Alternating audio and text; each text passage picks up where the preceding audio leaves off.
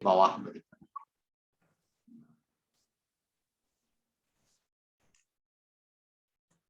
Nah, makanya masih juga diperlukan kebutuhan tentang komunikasi ini walaupun 3 lantai tadi. Terus kita nanti, nah itu angka-angka ini ada juga nanti di PowerPoint-nya, jadi kaitannya dengan angka topik yang kita bahas gitu. Walaupun sebetulnya keterbatasannya sudah banyak yang sudah bukan sudah banyak, sudah beberapa tingkatnya begitu sudah bisa diatasi, tapi belum 100%. Gangguan tetap ada. Karena tiap laut, tiap kedalaman itu berbeda-beda. Yang mungkin saya pernah cerita yang anakku pasti bingung, bagaimana di Laut Banda itu yang paling dalam itu airnya itu air bersih. Padahal BD-nya 1, tapi kalau air laut kan lebih tinggi, lebih kuat lagi. Mestinya kan air tersebut yang di atas, tapi tidak. Nah, itu luar biasa itu. Itu yang diinginkan oleh negara-negara asing sebetulnya. Kapal selam banyak yang keluyuran di situ ingin mengetahui lebih dalam. Tapi kira-kira kita negara kita pura-pura nggak tahu karena kita nggak bisa ngapa-ngapain juga terhadap kapal-kapal tersebut. Paling hanya menegur saja. Kalau mau diskusi tentang hal itu di waktu yang lain boleh. Oke, nomor 4, nomor 3, nah. Ya, bisa dilihat itu gambar itu. Kalau anakku belum jelas bisa menanyakan ke saya begitu. Saya pikir dengan penjelasan atau seperti tulisan yang ada di situ, anakku bisa lihat apa itu dan siapa itu. Ya sebetulnya kalau komunikasi di sini sangat-sangat sederhana, tapi kalau sesungguhnya itu di kapal selam yang cukup complicated, karena kedalamannya jauh berbeda dengan kedalaman yang diselam oleh beliau-beliau ini atau orang-orang yang menggemari atau peneliti-peneliti yang mereka tidak kuat ke dalam air. Kira-kira apa, Nak Willy? Kenapa kok tidak kuat terhadap air walaupun sudah dibekali dengan alat pernapasan? Tekanannya beda, Bro. Ya, bagus, pinter sekali. Jadi tekanan bukan hanya ke kuping ya, Nak ya. Tekanan ke tubuh kita juga, ke mata kita juga, walaupun sudah terlindungi, tapi itu berbahaya. Lepas sedikit fatal buat kita. Jadi kalau kedalaman memang ada beliau-beliau yang luar biasa, kadang-kadang sampai 50 meter nggak pakai apa-apa itu kalau yang alami begitu. Kami dulu juga pernah berjumpa di dekat di apa itu ya, apa ya, di tengah Kepulauan Irian itu. Nah itu banyak, bukan hanya bapak-bapak, ibu-ibu juga yang bisa menyelam sampai 50 meter tanpa bantuan peralatan. Tapi memang jelas mereka telinganya tuli semua, Nak. Karena kupingnya rusak. Jadi dengan tekanan yang berbeda, kupingnya pecah, tapi mereka don't care.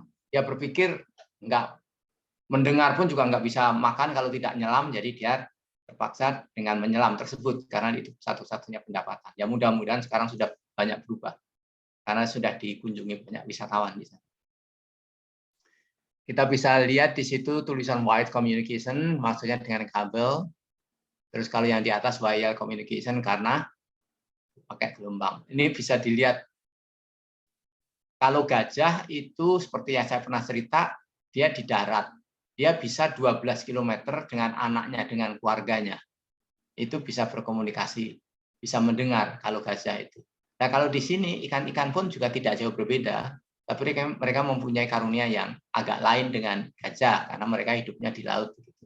Lumba-lumba itu bisa berkomunikasi dengan keluarganya, dengan familinya, semuanya itu hampir sama jaraknya. Walaupun ombaknya besar, walaupun di kiri kanannya banyak kapal selam. Nah itu dia mempunyai spesifik wavelength ya, Nak ya.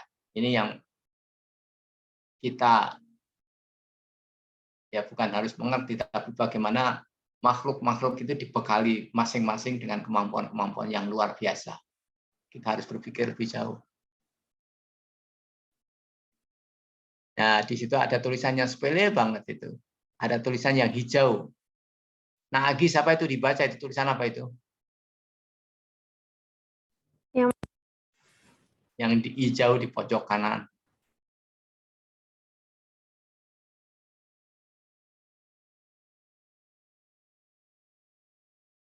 Nggak bisa dibaca? Bisa, Nah, Prof. Suara saya terdengar, Prof. Nggak kedengaran? Oh, tes. Sudah, Prof? Iya, itu yang pojok kanan. Ya, it's hard to adjust the system. Ya, apa maksudnya itu? Sangat sulit untuk adjust the system apa sih? Ya, menyesuaikan. Menyesuaikan, mengatur. Biasa saja diatur, disesuaikan. Biasanya potensiometer yang di situ. Tapi tidak semudah itu kalau kita melakukan komunikasi yang handheld begitu, yang dipegang di air. Karena tidak sesederhana itu sebetulnya. Karena melihat pun juga susah, tidak seperti di darat begitu. Dan komponennya pun sistem dari komponen tersebut, kan kalau komponen kumpul jadi satu jadi subsistem, kemudian lebih besar lagi jadi sistem. Nah itu komunikasi harus ada pengaturan setiap wavelength, setiap gelombang. Nah itu tidak sesederhana seperti kalau kita di darat. Kelihatannya sepele tapi benar-benar mau dimengerti. Seperti yang saya katakan tadi, walaupun kedalaman 50 meter kok ada orang tahan. Tapi ya tahan, tapi kupingnya sudah tidak mendengar karena pada umumnya pecah telinganya. Bapak ibu-ibu menyelam yang di Laut Biak itu, yang di sebelah utaranya Papua itu. Ya tidak semuanya, tapi yang saya pernah temuin dengan beliau-beliau, dengan mereka-mereka yang kegiatannya menyelam untuk mencari sesuatu buat kehidupannya, itu luar biasa, 50 meter tahan itu. Nah mereka tidak pernah mengatur alat komunikasi mereka.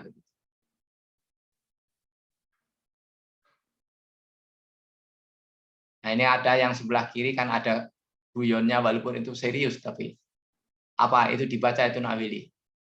Yang ada kabel dari kapal itu. It's hard to move because the cable obstructs me. Iya. Ya, saya juga sama, saya juga sulit untuk mengatur karena kabelnya ganggu saya kan gitu. Kalau yang tidak ada kabelnya sangat susah karena komponennya juga potensial diatur-atur. Kalau di udara udara bebas di luar itu tenang, tapi kalau di dalam itu juga susah. Dan juga banyak sekali gangguan karena di air itu berbeda dengan di udara. Jadi lebih di sini yang itu ada pertanyaan, siapa yang ngomong apa begitu, padahal orangnya dekat situ semuanya. Itu disebabkan karena pantulan dari permukaan. Jadi membayangkan ini aja sudah cukup bagaimana kita mengatur atau kita melakukan komunikasi di bawah permukaan air. Lain lagi dengan kapal selam ya, itu lebih rumit lagi, tapi menjadi satu ya Nak ya. Komponen-komponennya menjadi subsistem kemudian menjadi sistem. Terus semua terlindungi begitu. Kalau ini berbeda karena terbuka di permukaan. Saya hanya memberikan gambaran ini, memberikan bayangan betapa sebetulnya susahnya awalnya kita berkomunikasi. Hanya orang-orang hebat saja yang bisa berkomunikasi langsung di bawah air. Tapi ya itu tadi konsekuensinya kupingnya tuli. Kemudian selanjutnya Nak.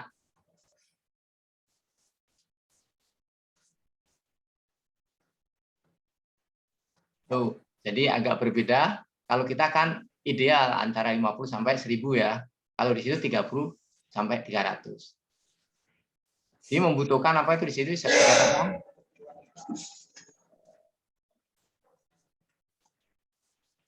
require large antenna. ya. Nah, Aryo Laksono mohon dibaca Aryo. Prof. Necessity of underwater acoustic communication. Kebutuhan-kebutuhan ya, yang komunikasi di bawah air nih.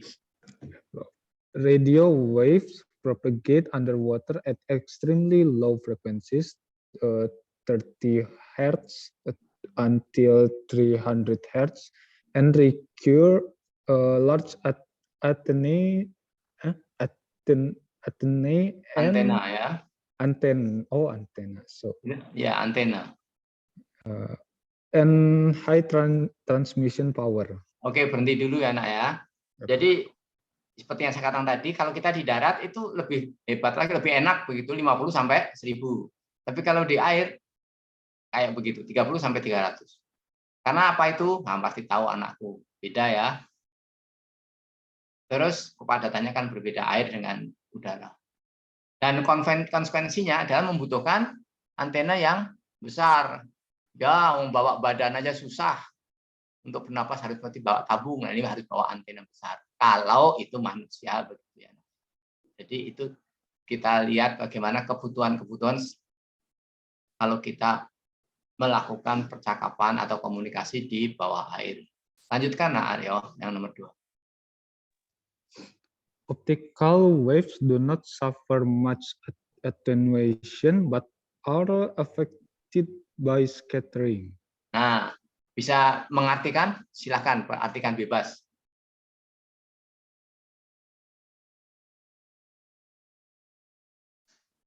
Optical waves itu kan gelombang optis ya, Nak ya. Itu sebetulnya nggak ada hubungannya dengan pendengaran, hubungannya dengan penglihatan. Ini kan berbicara tentang kebutuhan, necessity of underwater acoustic communication. Jadi mengapa? Ya karena kita di dalam nggak bisa ngelihat jelas.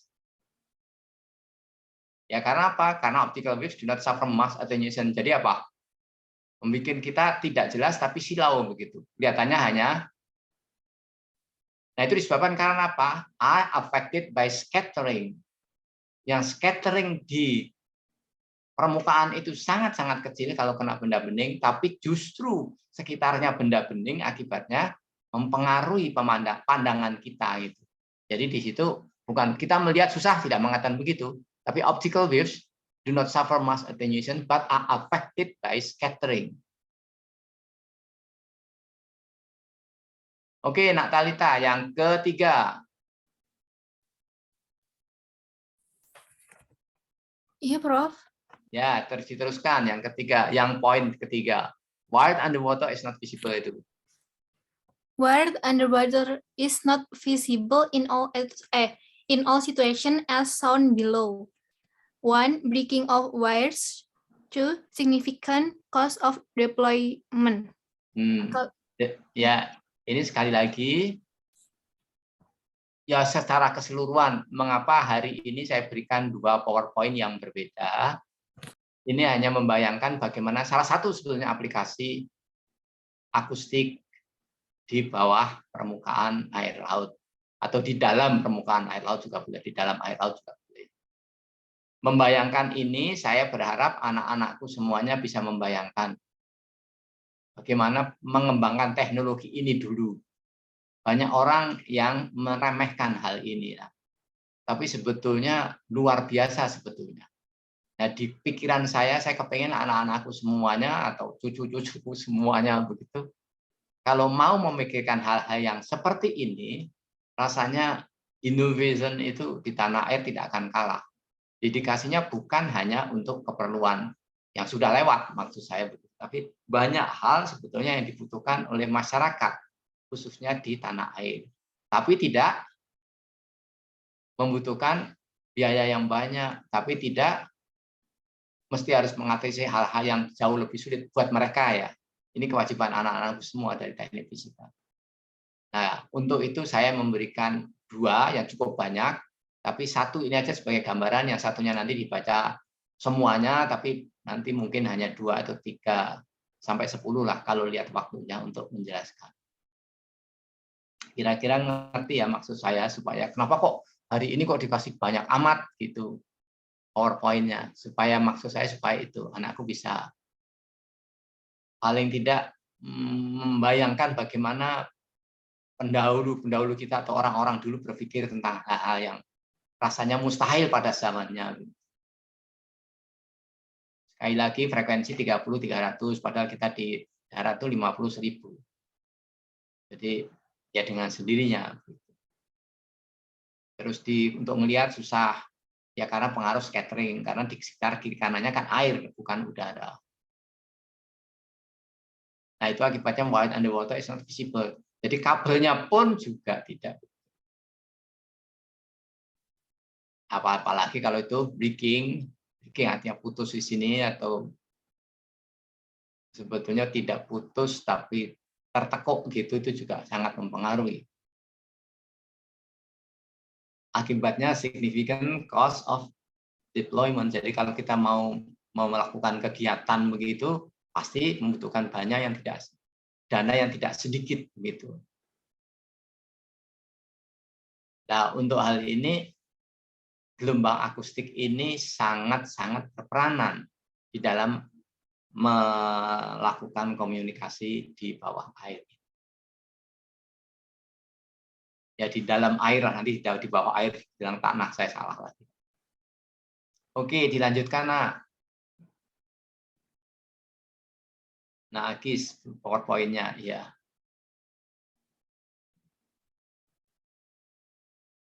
Nah, Agil, silahkan Agil.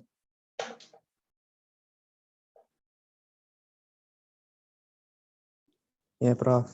Yuk, silahkan pelan-pelan aja.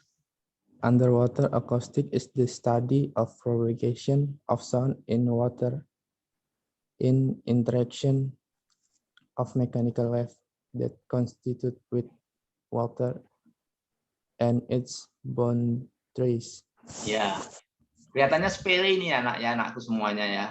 Tapi interaksi mechanical wave that constitute with water and its boundaries, ini kalau kita menguraikannya dengan secara matematika luar biasa susahnya. Kalau di udara kita kan hanya gampang ngomongnya sih, pemantulan, penerusan, scattering, dan pembiasan. Tapi di sini justru scattering ini yang amat sangat mengganggu. Jadi membayangkan hal itu mau tidak mau pasti harus dihadapi biaya yang berlebihan atau konsekuensinya ya tidak tidak menguntungkan untuk. Nah, yang merasakan kepentingan hal ini biasanya itu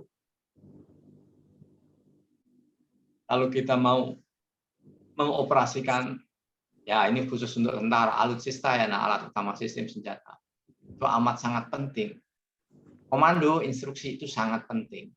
Instruksi komando tidak nyampe atau salah artinya kan berbeda. Nah, nanti mungkin anakku bilang lah di darat juga sama aja Pak, kalau instruksi komandonya salah ya kan berarti kan berbeda. Tapi maksudnya bukan kesalahan manusianya tapi kesalahan alat. Nah, ini alat yang mampu tidak salah dalam menyampaikan komunikasi yang diberikan oleh komando ke anak buah tadi. Ini perlu, ya sekarang sih sudah teratasi, tapi paling tidak memahami, mempelajari, mengerti, memahami hal tersebut, anak-anakku bisa bersikap berbeda. Dan saya senang sekali kalau salah satu atau salah semua anak-anakku mendalami tentang hal-hal yang seperti ini. Karena ini banyak manfaatnya untuk lingkungan, untuk kehidupan, untuk masyarakat. Terus kan, Underwater wireless communication is the wireless communication in which acoustic signal wave carry digital information through an underwater channel. Nah, itulah. Jadi tidak bisa otomatis begitu saja. Apalagi kalau seperti dianggap berbicara di udara, jadi tidak seperti kayak begitu. Karena akustik sinyal carry digital information through an underwater channel. Yang tadi dikatakan, wah aku terganggu waktu gambar-gambar yang tadi, aku terganggu nih sama kabel-kabel dan seterusnya. Ya sekarang sudah canggih, semuanya bisa diatasi. Tapi hambatan tersebut menyebabkan nilai yang mahal, harga yang mahal untuk eksploitasi.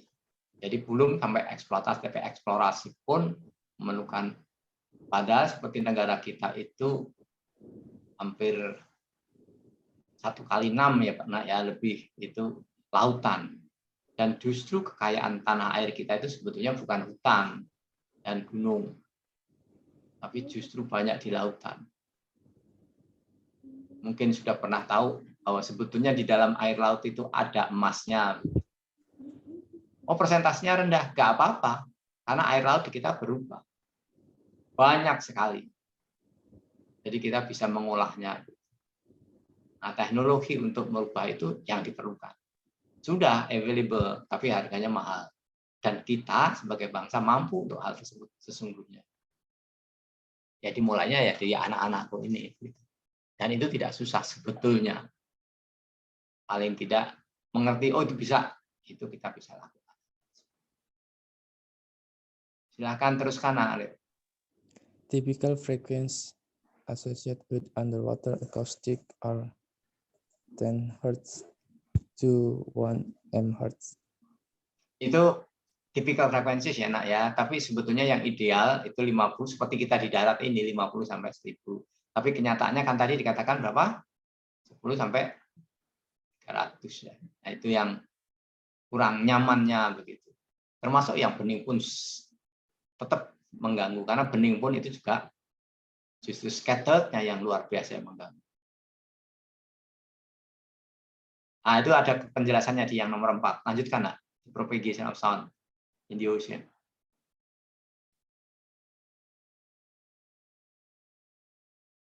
Silakan nak dibaca terus.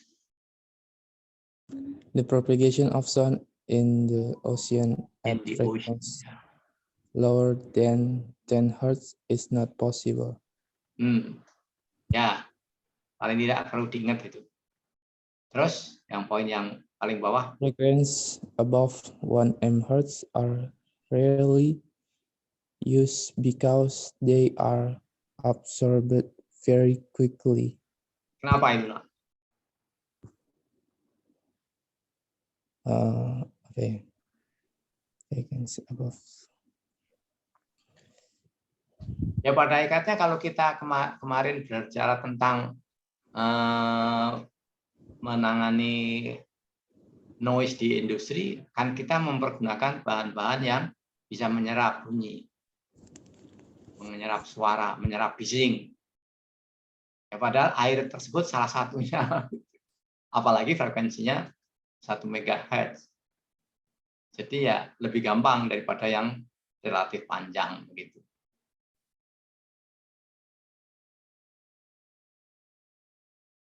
Jadi bukan hanya amplitudo saja begitu, tapi frekuensi sini juga mempengaruhi. Mungkin karakteristik yang pertemuan keberapa ya? Ketiga atau keempat.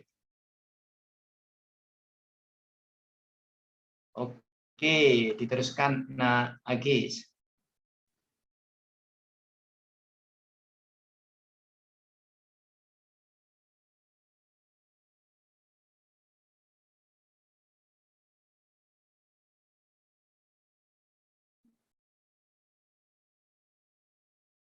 Nah, Anissa sudah tadi. Nah, Anissa.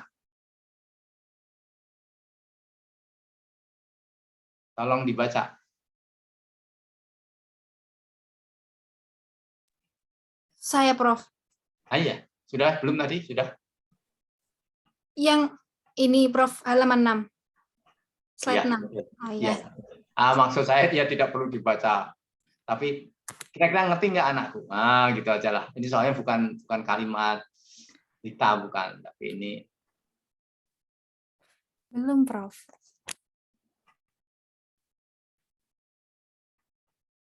Kan ini menggambarkan bagaimana kita melakukan komunikasi di bawah permukaan. Ya. Ya mungkin yang melakukan bisa di atas permukaan atau mungkin di luar permukaan. Kalau di atas permukaan kapal-kapal biasa, kalau yang di bawah permukaan dengannya kapal selam. Atau yang kami pernah, yang saya dulu pernah, karena LIPI punya 2 kapal itu. Jadi kapalnya 3, seperti rumah begitu, 3 tingkat, tapi yang 2 rumahnya itu di bawah permukaan. Nah itu komunikasinya dengan, nah itu bisa dilihat di situ bagaimana. Kelihatannya memang gampang itu gelombang bunyi, kemudian sama bisa dibolak-balik ya. Jadi bagaimana kita memanfaatkan transducer di sini. Transducer masih ingat ya apa itu ya? Itu bisa kalau kita semua kepingin datanya itu digital atau mungkin langsung juga bunyi sama juga. Itu kita mesti memerlukan transducer yang merubah arus menjadi digital. Modem tahu yang pasti ya, modulator dan demodulator. Nah, sini bisa dilihat di situ dikatakan semuanya itu instrumentation underwater. Artinya apa itu kan instrumentasi underwater? Instrumentasi di bawah permukaan. Jadi pertimbangan yang paling utama adalah tidak mungkin atau sama sekali tidak boleh air itu masuk ke dalam peralatan tersebut. Itu bukan pekerjaannya sederhana, tapi sebetulnya lebih mudah dibandingkan dengan vakum ya nak ya. Ini tidak boleh ditertawakan atau mentertawakan. Masa iya? Betul. Cuma kalau yang di dalam air itu tekanannya tinggi. Kalau yang di udara, walaupun itu susah, tapi kita dengan rileks melakukan.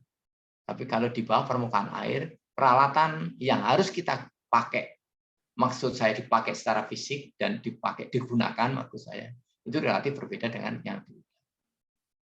Nah, ini secara skematis begitu, bahannya bisa dilihat. Bagaimana modul, dua-duanya harus mempunyai ini modulator dan demodulator, baik yang menerima maupun yang mengirimnya begitu. Dan dua-duanya juga sama mempunyai transducer yang hampir. Dan di sini dikatakan yang sebelah kiri itu kapal atau sejenisnya begitu, yang bekerja di permukaan. Kemudian yang satunya yang di bawah permukaan. Tapi tetap pasti di situ ada acoustic transducernya, karena itu penting merubah dari tadi yang saya katakan bunyi, tapi itu semua dilakukan di bawah permukaan. Tekanan juga amat sangat mempengaruhi. Makanya yang tadinya kecil jadi besar, yang malah besar malah hilang. Nah, ini hal-hal yang sederhana yang anak bisa mengerti. Paling tidak membayangkan dulu. Mengirim data atau menerima data dari itu digunakan. Ada komentar, ada pertanyaan, monggo silakan.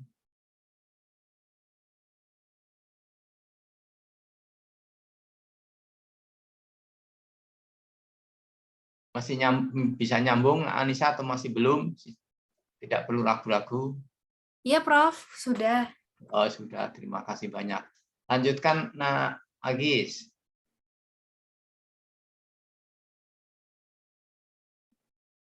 Nah, ini sebetulnya keterangan yang tertulis begitu dibandingkan dengan saya yang ngomel tadi, yang ngomong tadi.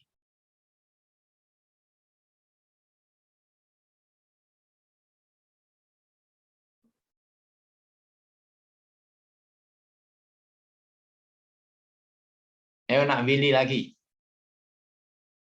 Baca nak. Acoustic modem. When no data is being transmitted, the modem stays in sleep mode.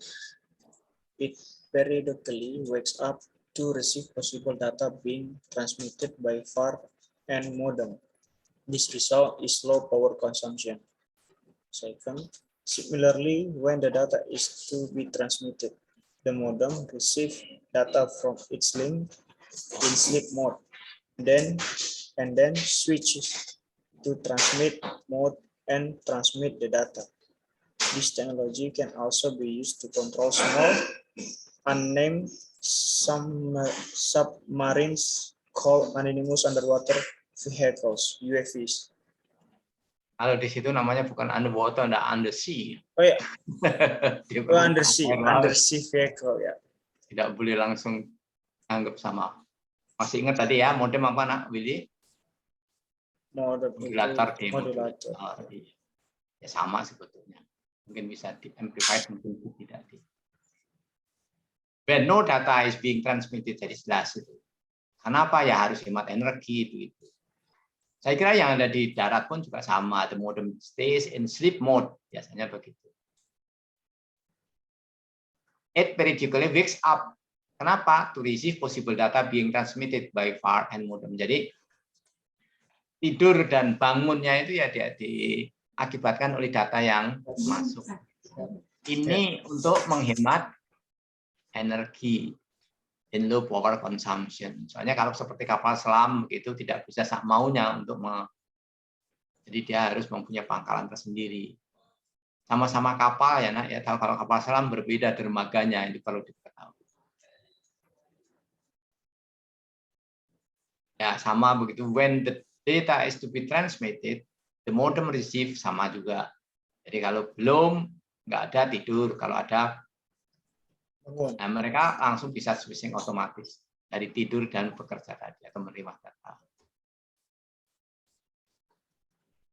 This technology can also be used to control small unmanned submarines yang disebut ya AUV ya Autonomous energy vehicle. Ini bisa dikeluarkan, bisa dibawa. Maksud saya, kalau di luar, di air kan kita tidak bisa mengatakan terminologi portable begitu, ya bolehlah. Tapi karena kita tidak, kita akan berenang di situ di dalam air laut.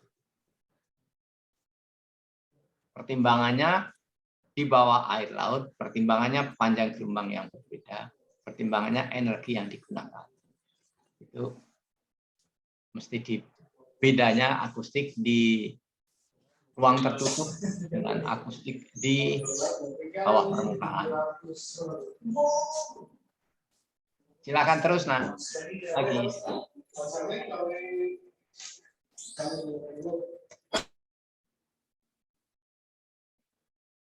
Masih menjelaskan tentang modem ya, nak ya. Silakan Nak Agis baca. Acoustic modem. Oceanographers use acoustic to control underwater instruments and acquire the data that they collect remotely. Underwater acoustic modems are relative slow compared to telephone or cable modems on land. Equipment: Autonomous Undersea Vehicle or AUVs, and Underwater Sensor or UWASN. Itu ASN di situ bukan aparatur sipil negara. Oke, ini pertanyaan sepele tapi anakku harus bisa jawab semuanya. Kenapa underwater acoustic modem? Padahal kalau secara teori kan paling lemah itu kan menjalarnya gelombang bunyi di udara. Kemudian lebih cepat lagi di air. Dan paling cepat di metal. Tapi kenapa justru di bawah permukaan itu kok justru relatif lebih susah? Ya tadi sudah saya omongkan ya. Tapi ini perlu dimengerti betul. Jangan sampai kalau nanti ada pertanyaan nggak bisa jawab. Nah, Agis bisa jawab ini. Kenapa kok malah susah ya kalau di bawah permukaan air laut? Padahal mestinya lebih cepat, mestinya begitu. Ya selain gelombang tadi, kira-kira apa itu, Nak? Tadi udah saya katakan, udah ditulis juga di depan. Jadi kelihatannya bisa, tapi sebetulnya tidak. Kok begitu, Pak? Iya, karena sebetulnya yang air di sekitar kita itu tidak begitu saja menyalurkan bunyi tersebut. Jadi banyak apanya? Yang tadi? Yang mengganggu itu justru itu. Apa namanya? Kalau di udara attenuated, tapi kalau di situ Absorbent. jadi scattered ya, Nak, ya. Oh.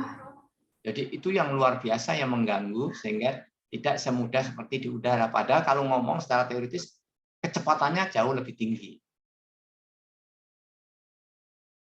Nah, mungkin dikaitkan dengan lupa kalau kita pagi-pagi di danau kita teriak kok lebih cepat lewat airnya. Nah, itu kalau pagi-pagi di danau itu tenang, beda dengan di laut. Jadi di situ memang betul-betul airnya itu mengantarkan bunyi, tidak ada gangguan sama sekali. Tapi kalau kita di dalam air tidak seperti itu. Ini yang perlu dimengerti. Ayo lanjut, Nagis.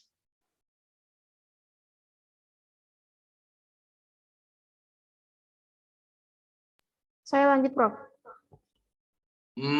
Jangan. Nah, Anissa. Ya, Prof. Silakan, baca, Nak. Applications. Underwater data links can be combined with satellite data links to provide data in real time from instruments on the seafloor to scientists ashore. Pressure sensors that are deployed on the seafloor can detect tsunami. Solar power, AUV, pollution monitoring. Jadi itu penggunaan semua peralatan tadi, Anak, ya. Jadi 1, 2, 3, 4 begitu seolah-olah ngomongnya. Jadi penggunanya di mana? Di underwater, terus di sensor tekanan, di power AUV. Jadi aplikasinya itu menghubungkan sea floor itu apa, Nak? Ya, Prof. Sea floor. Kan dia Lantai from instrument dari alat-alat yang ada di dasar laut. dasar laut, ya. Ke Ashore. itu di pantai. Siapa yang terima? Kan ahli-ahlinya, orang-orangnya. Jadi ini kan bisa otomatis. Jadi kalau kita masang atau menempatkan alat-alat komunikasi yang ada di permukaan air laut, kita kepingin mengetahui pergerakan ikan. Seperti mungkin saya sudah pernah cerita bagaimana Australia diam-diam curang begitu, mereka memasang jaring 50 meter dari permukaan. Yang artinya tuna tidak bisa kembali masuk ke perairan Indonesia karena nah itu sebenarnya kejahatan internasional yang sekarang masih pro dan kontra begitu. Karena kalau kita ngomong laut kan tidak bisa begitu, karena laut itu kan sebetulnya satu. Tapi tetap, wah ini hak milik saya begitu. Padahal di situ ada tumbuhnya binatang-binatang yang dia tidak bisa selalu di satu tempat. Nah itu kejahatan internasional. Banyak hal-hal yang bukan hanya ditangani oleh WHO, tapi langsung oleh PBB. Sama sebetulnya seperti sekarang kita ngomong tentang COVID, juga sama begitu. Itu makanya kalau dipikir, kenapa mereka kok mau? Bukan mau, itu sebenarnya kewajiban dari negara-negara yang ya tadi seperti saya barusan tadi pagi baca begitu.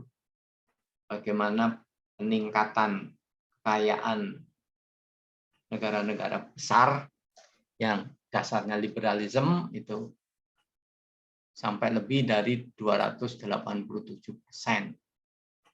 Tapi kalau negara-negara di Afrika Tengah itu justru 5% aja tidak datar begitu ya, Nak ya. Itu bisa dibayangkan bagaimana dengan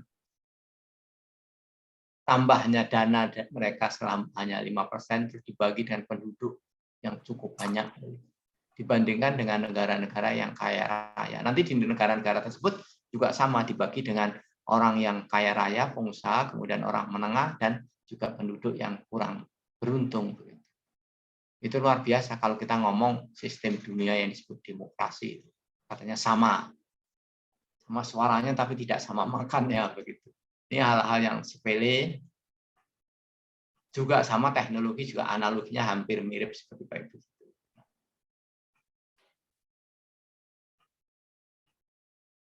Aplikasi yang kedua di sini dikatakan pressure sensor that are deployed on the sea floor can detect tsunami. Makanya kalau ada pemberian tahu, nah, kemungkinan akan ada tsunami itu karena ada sensor-sensor yang kita letakkan di bawah, di dasar permukaan air laut, di dasar air laut. Ya kan di dasar air laut itu sebetulnya bentuknya sama seperti yang ada di daratan, ada bukitnya, ada lembahnya. Jadi bukan tidak mungkin walaupun kita pasang, tapi informasinya tidak begitu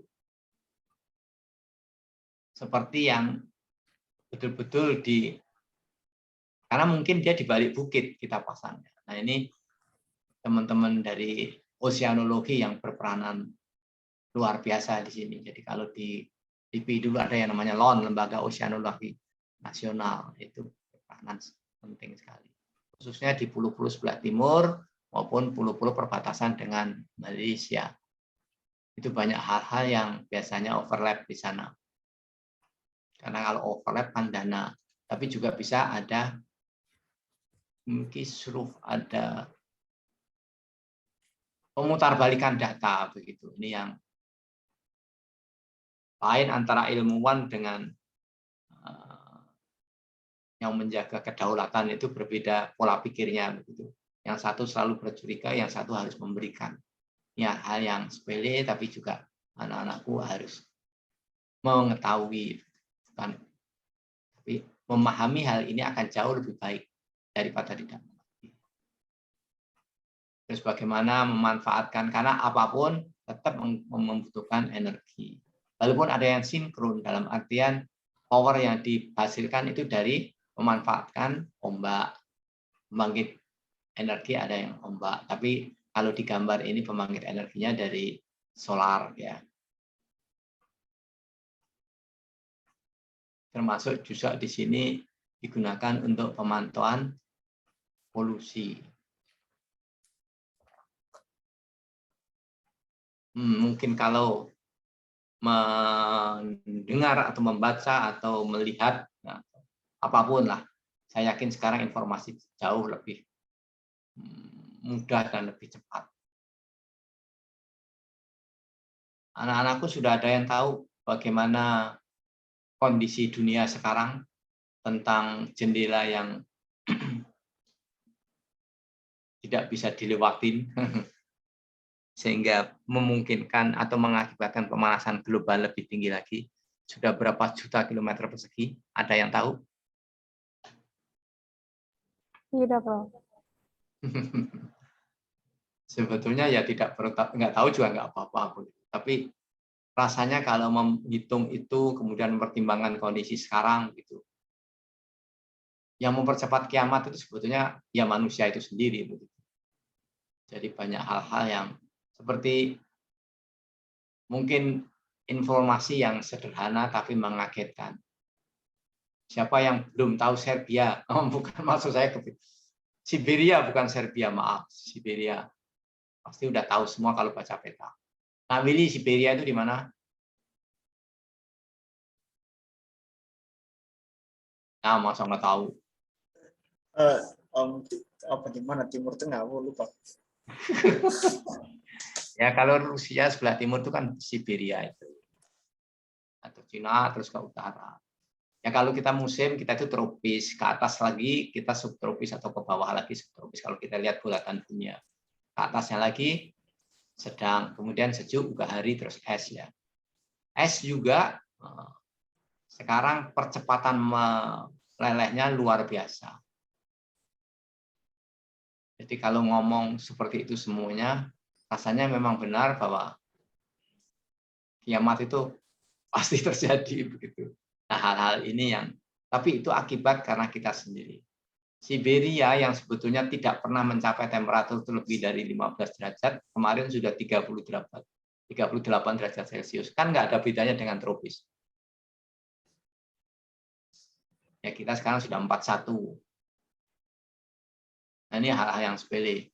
Itu semua bisa dideteksi karena komunikasi bawah permukaan tadi. Kenapa kok kita bisa tahu bahwa es yang ada di kutub itu melelehnya cepat? Ya karena ini juga. Jadi underwater communication ini. Oke, terus nah Agis. Yang nomor 10.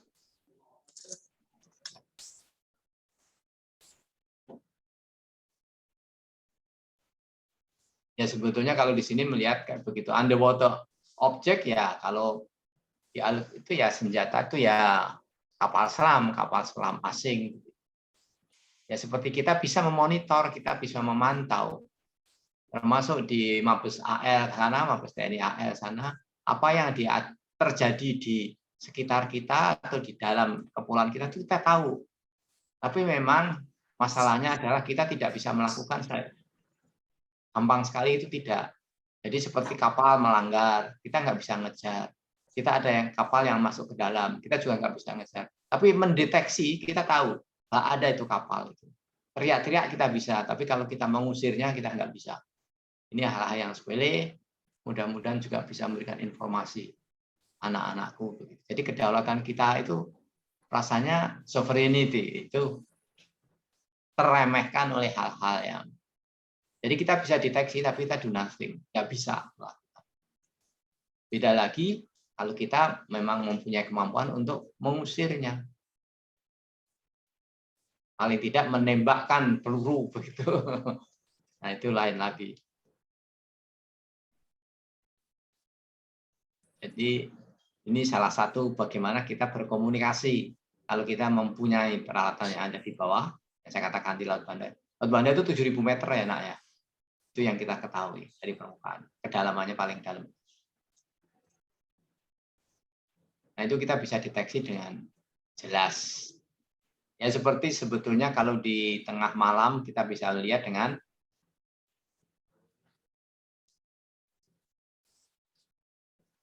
apa nak?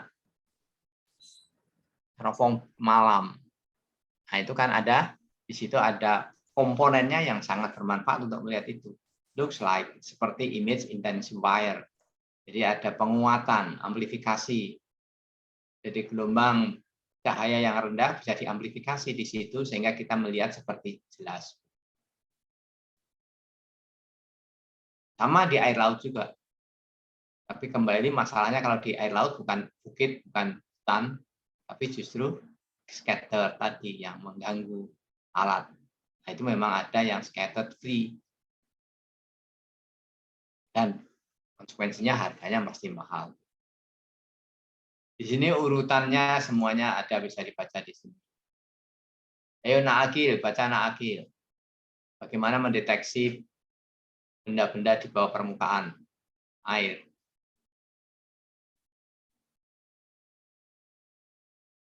Ya, Prof. A robot crawler carries a modem, a camera, and a digital signal processing unit. Traversing the safe floor, searches for an object. When an object is found, sends an acoustic signal to a ship or shore-based station. It can then be commanded to take a still frame photo, compress it, and transfer the image to an acoustic signal that is sent back to the investigator. Jadi ternyata tidak sederhana ya, bagaimana bisa melihat atau mengamati sesuatu yang ada di bawah permukaan. Bisa menceritakan Nak dengan membaca itu? A robot crawl carries a modem, jadi robot di sini merangkak gitu atau merayap gitu. Robot merayap itu dengan membawa apa itu? Kamera dan CPU, sinyal processing unit. Dengan menjelajah dasar lautan, dia mencari sasarannya. Ya, the sea flows searches for an object. Kalau dia menemukan sasarannya atau yang tidak diketahui, sends signal, ya mengirim sinyal akustik ke kapal atau ke shore-based station, ya stasiun di pantai biasanya, yang pangkal di pantai.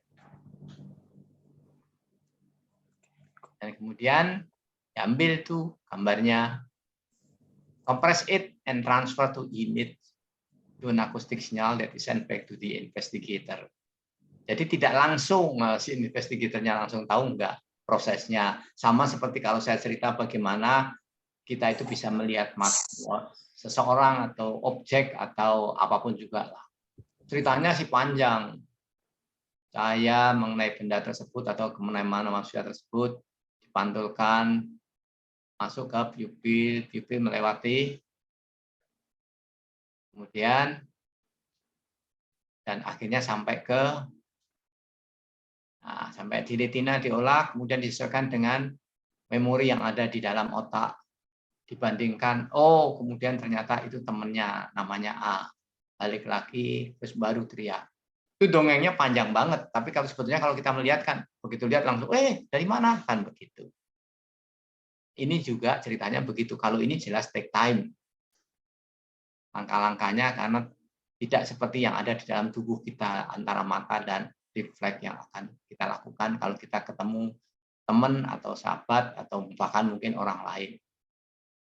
Nah, apalagi ini di tempat yang relatif dalam di permukaan air laut, bukan hanya tekanannya seperti di permukaan air laut atau di daratan kan sekitar, ya tidak lebih ya 1 atmosfer begitu. Kalau di gunung ya mungkin 730-an. Nah, tahapan-tahapan ini sepele, tapi paling tidak anak-anak bisa mengerti, oh begitu ya, bagaimana bisa melihat atau bisa mencari, bisa memahami. Kalau enggak, ya seperti kenalannya kapal-kapal asing, yang ngambil sampel, kemudian dia bawa pulang, makanya dia bisa teriak-teriak. Sama seperti orang ngomong, nah, karena kalau pakai satelit belum bisa kalau untuk menembus sampai 7.000 meter. Jadi masih belum bisa disimpulkan air apa sebetulnya yang ada di Selat Banda tersebut. Oke, terusnya, nah.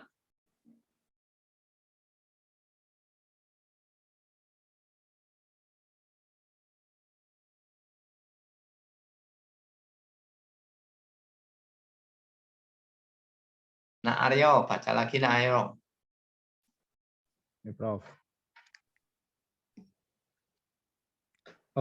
Autonomous vehicle working under the ice can be controlled and their data can be transmitted to a topside station using underwater acoustic links. Itu gambarannya begitu. Bagaimana kita bisa mengetahui apa yang terjadi? Ya kalau seperti dulu mungkin tertawa semua anakku pada waktu kita masih belum punya apa-apa. Tapi kita bisa bikin ruangan yang tahan terhadap tekanan air. Selat Bali itu adalah antara Bali dan Lombok itu adalah selat yang paling bisa dilewati kapal. Nah, terus pada waktu itu ditanya, bagaimana caranya? Gampang. Gimana? Ya sudah bikin aja pos penjagaan di bawah. Jadi punya rumah di bawah sana. Jadi setiap hari ada yang jaga begitu, bergantian tiap hari itu turun. Ya karena kita belum punya. Ya kalau seperti ini luar biasa, nah ya seperti sekarang kita sudah punya beberapa begitu. Sehingga ada apa yang melewati, karena itu selat yang paling mungkin dilewati kapal selam dan juga dilewati kapal biasa dengan lancar. Tapi itu daerah itu kan di teritorial Indonesia begitu. Karena kalau kita mengenal batas laut internasional kan 12, ada yang juga 9, ada juga yang 3. Tapi jelas antar pulau di tanah air itu semuanya milik kita. Jadi kalau melewat begitu tanpa izin biasanya ada pelanggaran. Seperti saya pernah cerita itu kan begitu. Jadi untuk melewati suatu daerah itu harus ada 4 informasi dari kapal tersebut, baik itu kapal selam maupun kapal biasa. Dari mana mau kemana, siapa yang bawa, maksudnya nahkodanya, kapal apa, dan apa yang dibawa. Itu pasti setiap dia selalu harus memancarkan informasi tersebut. Dan kalau tidak, itu dia bisa ditangkap. Tapi masalahnya seperti tadi yang saya katakan. Kalau dia kecepatannya jauh lebih tinggi daripada kecepatan kapal kita, ya itu sama aja itu. Ini hal-hal yang sepele yang perlu dimengerti oleh anak-anak. Tapi sekarang kalau kita ngomong, oh bagaimana, itu anak-anakku sudah tahu bagaimana kita bisa mendeteksi atau melihat apa yang ada di bawah permukaan air. Karena kekayaan negara kita bukan hanya ada yang di atas, justru sebetulnya banyak sekali yang ada di bawah permukaan air laut. Yuk lanjutkan, Agis.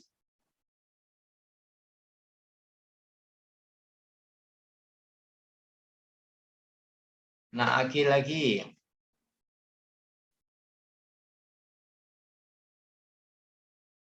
Baik, Prof. Ya, ini kalau di atasnya kan judulnya limitation ya. Ini jadi ada keterbatasan. Nah, malah orang gampang ngomongnya kelemahannya. Ya, walaupun sekarang sudah banyak juga yang di atas. Silakan, nah. Limitation. Battery power is limited and usually batteries cannot be recharged easily. The available bandwidth is severely limited. Underwater sensors are prone to failures because of fouling, corrosion, etc. Highly affected by environmental and natural factors such as heterogeneity of the water column, variation of sound velocity versus depth. velocity versus depth, temperature and salinity, multiple and random sea reflection and significant scattering by fish and bubble cloud. Kira-kira masih ada lagi nggak, Nak? Yang dikatakan di situ highly affected by environmental and natural factor. Kalau yang dituliskan di situ masih ada lagi nggak yang mempengaruhi? Dikatakan di situ ya karena kan airnya itu kan heterogenitasnya tinggi, terus kecepatan bunyi ya dengan kedalaman berbeda, terus suhu dan salinitas, jadi kadar garam yang ada di air laut juga berbeda-beda. Terus multiple reflection maupun random reflection, apalagi scattering yang terlakukan atau yang dilakukan atau yang tidak sengaja atau yang diakibatkan oleh ikan dan gelembung-gelembung itu sangat mempengaruhi gelombang bunyi tersebut. Ya, walaupun sebetulnya sudah teratasi secara teoritis, praktek juga sudah, tapi hanya untuk negara-negara kaya saja. Mungkin yang paling sederhana, pada waktu kita punya kapal selam, anakku semua belum ada, atau cucu saya semua belum ada. Tahun 62 kita sudah punya kapal selam. Nah.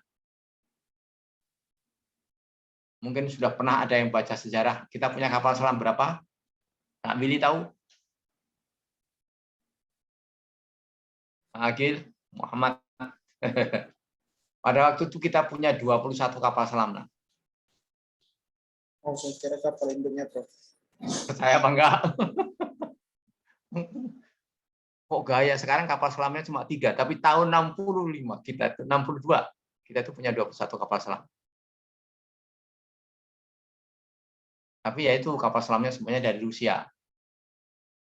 Dan kalau di dalam kapal selam ini ceritanya nyeleweng tapi bisa di perkembangan maksud saya. Pada waktu itu kalau kita di kapal selam, kalau masuk ke kapal selam tersebut, kita tidak tahu mana prajurit dan mana komandan kapalnya gitu. Sebabnya apa, Nak Wali? Nak Willy? Pakaiannya sama semua. Iya, apa semua sama semua? Itunya pakaiannya, atributnya. Ya, pakai apa dia? Itu saya kurang tahu. Kalau sekarang? Kalau sekarang lupa sudah. Karena pada waktu itu pakainya kaos singlet semua. Oh ya, kalau sekarang uniform, seragam. Iya, dulu kaos singlet karena apa? Karena kepanasan. Oh iya.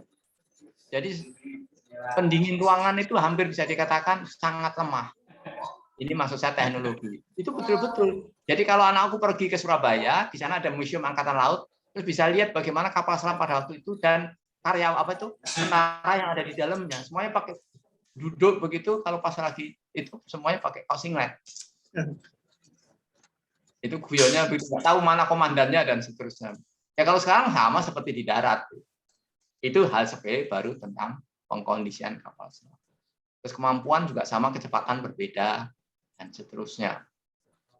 Tapi limitasi atau keterbatasan ini anak-anakku juga harus bisa mengerti. Kalau dulu baterai memang susah, tapi sekarang sudah tidak begitu. Apalagi kalau kapal selamnya tidak terlalu dalam menyelamnya, itu bisa sih. Terus bandwidth tidak seperti dulu begitu keterbatasannya. Kita juga bisa lah. Memang ada ideal. Tadi kan dikatakan 50 sampai 300 begitu. 10-300. Beda dengan pada waktu di daratan. Tapi ini pun sekarang bisa dimultiply. Jadi semua teknologi, tapi memang mahal harganya. Dan sebetulnya diharapkan ke anak-anakku semuanya begitu untuk mengatasi hal ini. Teknologi tergantung kepada SDM-nya begitu.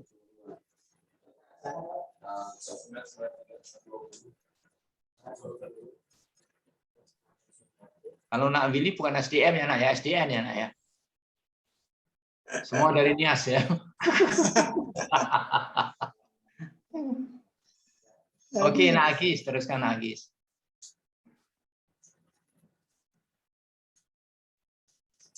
Apa kesimpulannya di sini?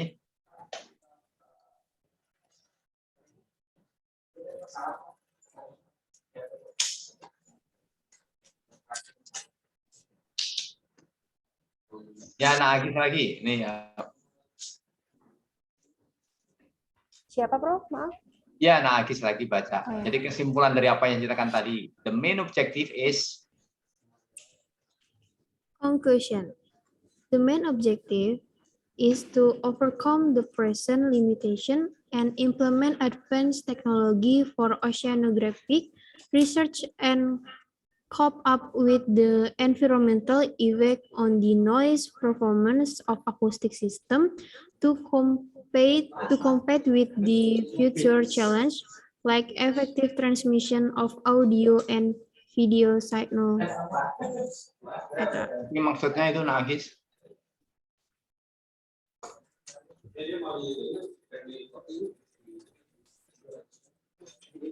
Tujuannya untuk Ya, cerita itu semua tadi tujuan utamanya adalah untuk mengatasi mengatasi keterbatasan, the present limitation.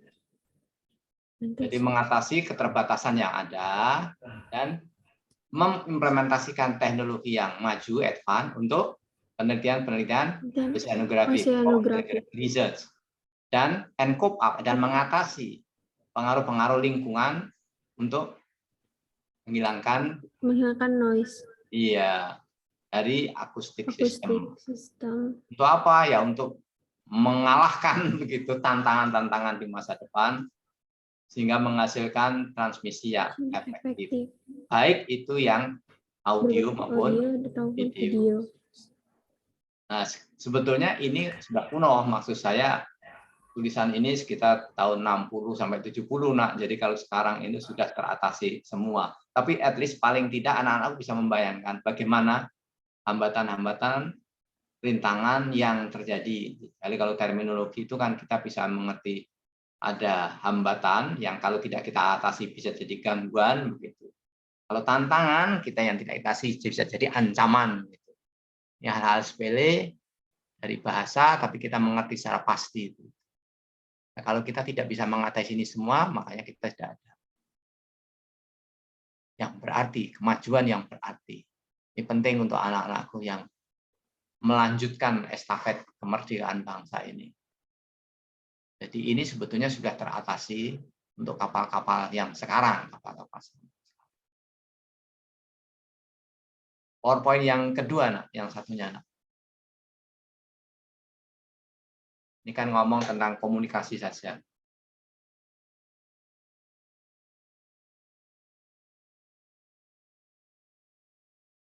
Oh, sudah terlihat, Prof, PowerPoint-nya? Ya, bagus, sudah. Nak. Ya, tapi masih tetap sama substansinya karena kita bicara tentang underwater akustik.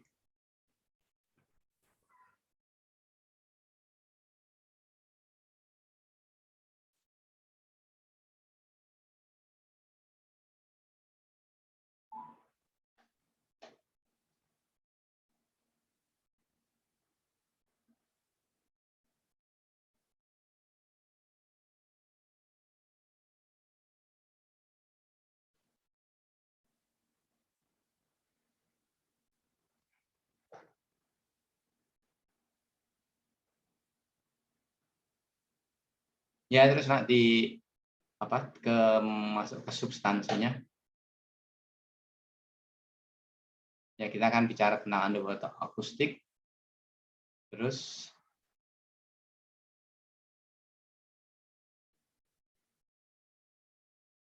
iya, barusan itu tadi gambar sebetulnya sederhana, tapi anakku bisa membayangkan yang dikatakan di bawah itu tidak datar seperti yang kita bayangkan begitu. Di bawah laut itu ada yang bentuknya tidak berbeda dengan apa yang ada di darat begitu. Ya seperti lembah dan bukit begitu. Yang sering juga ini sering saya kemukakan tentang angin juga ya nak ya. Angin itu juga sama seperti sungai. Yang sering mungkin sampai dengan sekarang anakku belum pernah mempunyai kesimpulan tentang hal tersebut. Saya pun harus saya akuin saya punya kesimpulan tersebut sudah umur 40-an baru tahu. Dan banyak juga teman yang sampai sekarang juga belum tahu bahwa angin itu sama seperti air. Nah, Agis, air itu bisa mengalir karena apa? Air sungai itu kok bisa mengalir kenapa? Karena dia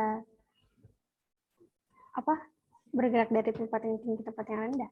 Yes, you're right. Karena ada perbedaan Ketinggian. ketinggian. Angin itu juga sama, nak. Perbedaan apa itu?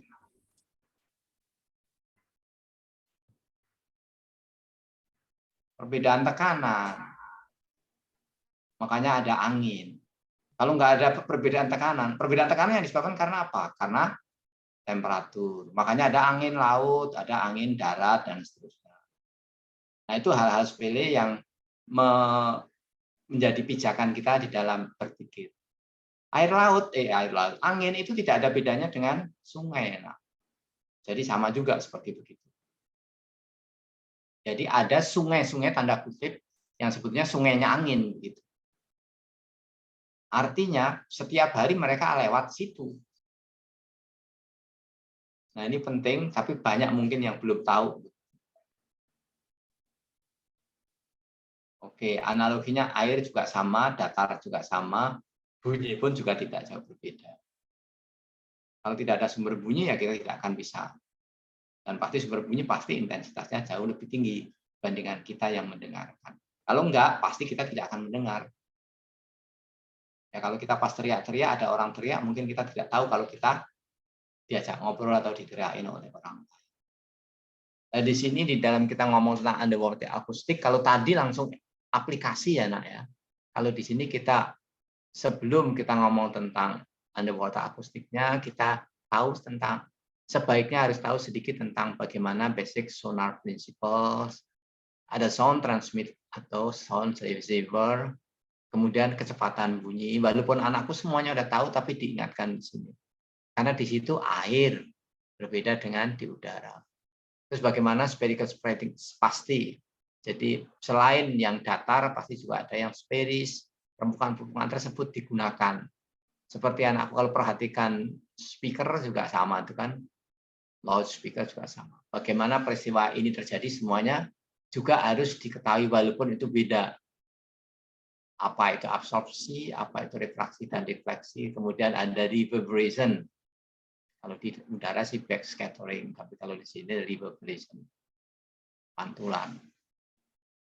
Kemudian dengan waktu dan berbeda gainnya dengan sendirinya, karena air laut sangat dipengaruhi oleh cuaca, oleh temperatur, oleh matahari.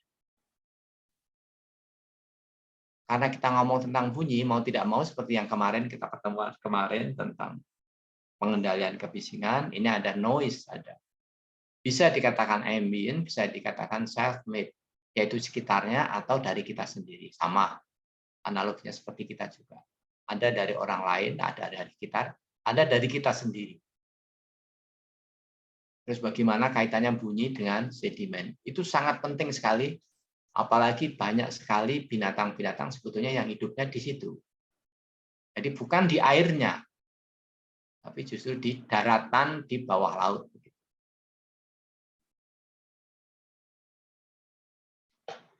Oke, nah, lanjutkan.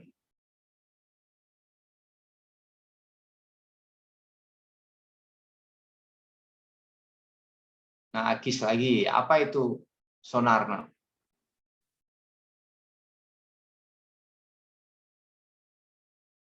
Itu kan ada Sound singkatnya. navigation and ranging. Kalau radar apa? Loh, itu semua singkatan lebih bagus kalau anakku tahu, nggak tahu juga nggak apa-apa, tapi itu penting sekali.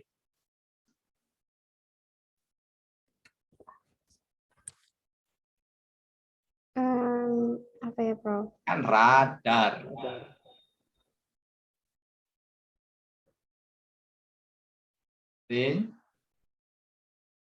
Detection and ranging. Jarak. Radio detection and ranging. Ranging, ya, range ya, rentang jarak. Detection ranging. Jadi jangan, oh radar itu, tapi nggak ngerti apa itu radar. Oh sonar itu apa, tidak ngerti sonar. Kalau sonar lain lagi itu. Nama saya kalau sonar. Oke, bisa dilihat di situ basic sonar system ya anak semuanya. Bagaimana secara apa ya, secara sederhana begitu kalau kita mau menggambarkan suatu sistem sonar. Sama pasti ada sumbernya, ada transmitternya, ada receivernya. Sebelum pasti ada pengendaliannya. Kalau di sana tadi ada langkah-langkah demo ya, demodulasi dan modulasi yang pasti dilakukan oleh modulatornya di situ. Basic sonar saya kira sederhana. Kalau secara rangkaian ya semuanya lah adalah komponen elektronik.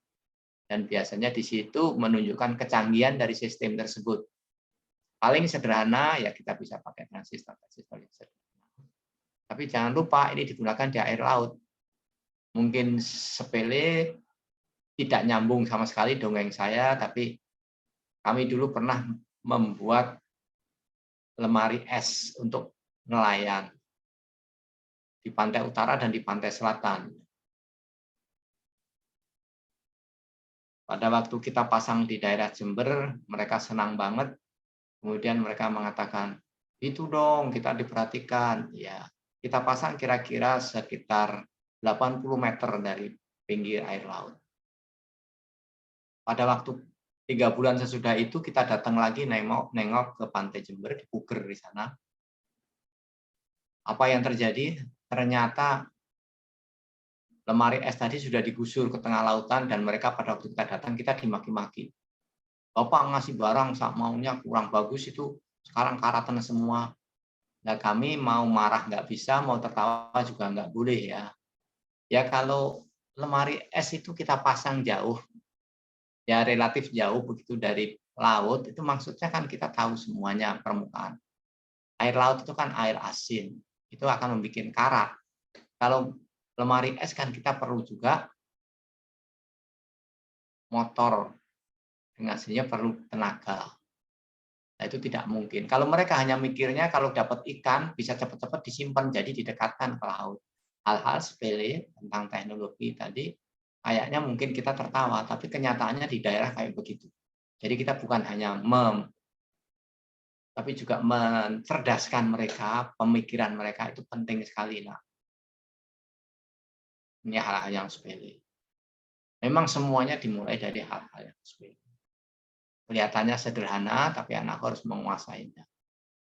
Bukan hanya tentang teknologi, tapi juga hubungan manusia.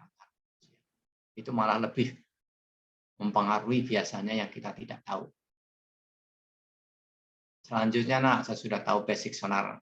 Prinsip sonar itu sound navigation and ranging ya. Jadi mengatur navigasi kita, mengetahui jarak kita, dan mengetahui juga bagaimana kita belok kiri, belok kanannya itu navigate. Kalau kita mau mentransmisikan bunyi, saya kira sederhana, aku tahu pasti. Ini erat hubungannya karakteristik dari bunyi ya.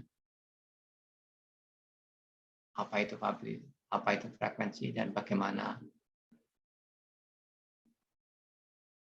Itu bisa dilihat di gambarnya, kayak begitu kelihatannya simple, sederhana.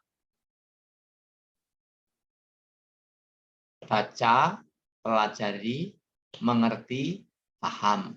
Itu 4 tahapan yang sederhana kelihatannya, tapi kalau itu tidak dilewati ya tidak mungkin. Aku sudah baca jadi sudah mengerti, tidak bisa begitu. Tidak bisa sesederhana. Orang tidak pernah baca, tidak mempelajari, apalagi mau mengerti, tapi sudah mengatakan paham, itu memang luar biasa. Saya tidak tahu apakah ada di dunia. Kalau saya mengatakan tidak ada. Kalau ada ya tidak tahu, mungkin ada luar biasa. Tapi pengertian saya pasti 4 tahapan itu harus lewat. Nah ini juga sama. Getaran kok menjalar, that's oke, itulah bunyi. Jadi untuk mentransmisikan bunyi diperlukan pengertian terhadap 3 hal. Selanjutnya, Nak.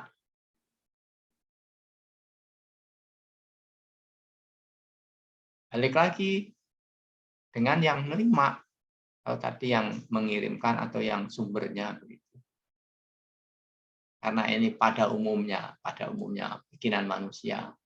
Kalau yang kita punya bukan, ya boleh aja lah terserah. Tapi kalau saya mengatakan bukan, itu karunia Allah.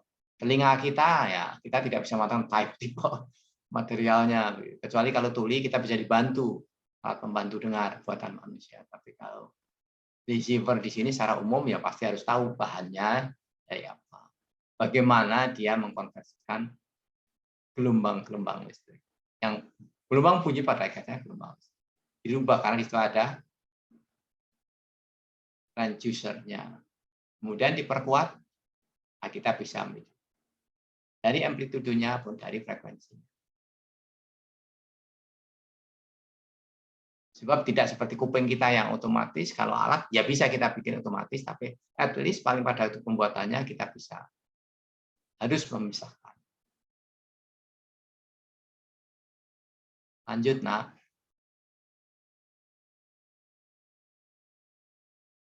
Nah, aku roughly ya 1.500 meter secara kasar gitu. Dikatakan 1.500. Padahal kalau di udara berapa, Nak Agis? 340 meter. Yes, 340. Tapi kenapa lebih jelas di darat daripada di air? Tadi yang kita katakan 4 hal tadi. Jadi jangan lupa. Ya tanya, loh kan lebih cepat, Pak. Ya, tapi ternyata bukan hanya cepatnya. Kalau di danau pada waktu pagi hari, ya bisa itu yang saya katakan. Oh, kita bisa mendengar 2 kali suara. Satu lewat udara, satu lewat air. Ini karena semuanya affected by temperature, salinity, and pressure. Jadi suhu, kadar garam, salinitas, dan tekanan. Berbeda, kedalaman juga akan berbeda. Nah, ini hal-hal yang sangat, apakah di udara tidak begitu? Iya, tapi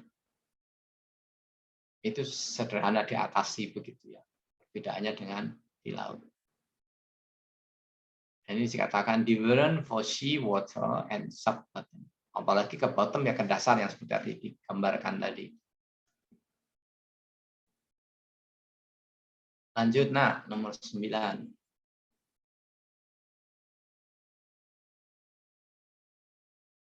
Nanti kalau ini nggak cukup ya, waktunya anak-anakku baca sendiri. Saya harap dengan membaca sendiri bisa mengerti, karena ini cukup banyak kalau yang sekarang ini ada foto akustik. Dan kalau ada masalah-masalah atau tidak mengerti, bisa SMS saja. Nanti kalau kepingin jawaban, saya akan jawab. Saya pakai telepon.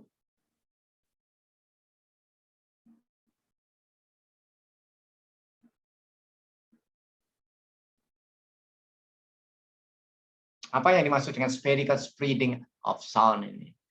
Kok ada gambarnya itu sih? Apa sih? Sebetulnya itu pendalamannya. Kalau kita bikin di, mungkin anak-anak pernah tahu bagaimana pasir lembut kemudian digetarkan. Mereka semuanya pasti akan membentuk seperti lingkaran-lingkaran tersebut. Nah, di situ ada terminologi apa yang disebut dengan spreading laws. Itu tidak jauh berbeda dengan sebetulnya dengan laut ya, Nak ya. Kelihatannya begitu, kelihatannya homogen padahal sebetulnya tidak. Kelihatannya menghantarkan 1.500 lebih cepat dibandingkan dengan udara yang 340. Tapi tidak begitu.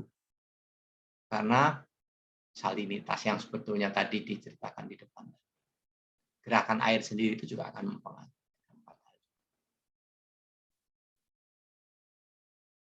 Apa yang terjadi kalau sebaran bunyi tadi hits the sea bottom or surface? Bagaimana dia kalau mengenai permukaan air laut dan kok dikatakan di sini spreading becomes cylindrical. Menjadi